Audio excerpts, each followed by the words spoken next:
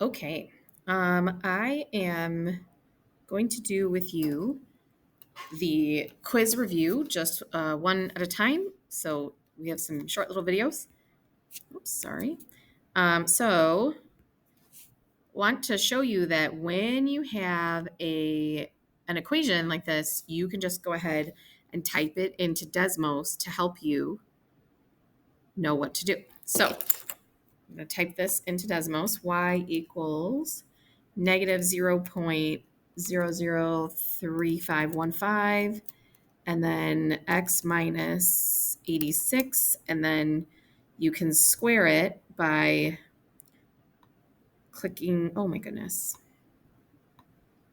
by clicking this thing, and you can square it that way if you want. Or you can use the caret button on your keyboard, which is Shift 6. And then I have this lovely thing. And I forgot to tell you too that if you hit the home button, it'll get you back to just a smaller, more zoomed in, regular standard zoom, they call it. But you know that this is supposed to look like a parabola, so you can zoom out until it kind of looks more normal. And then you can look at your various points. Now this I messed up on the equation because it was supposed to be closer to 0, 0. However,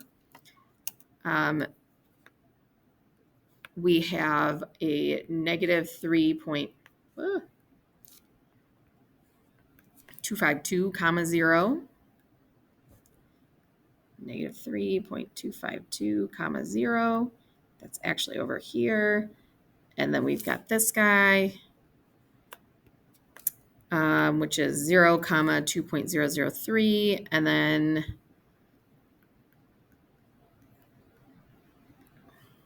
we've got our vertex, which is at 86 comma 28.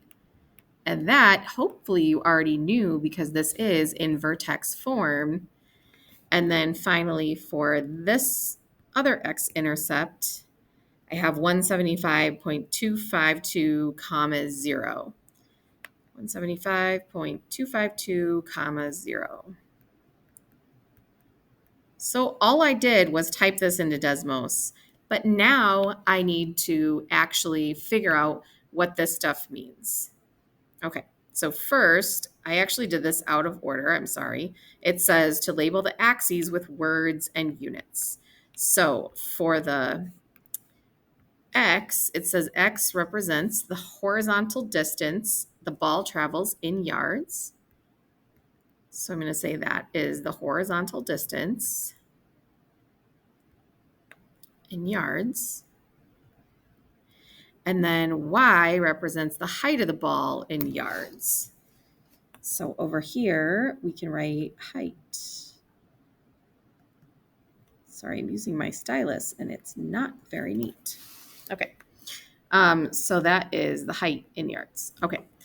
So that part's done. I labeled the key points on the graph, which are normally the x-intercepts, the y-intercept, the vertex.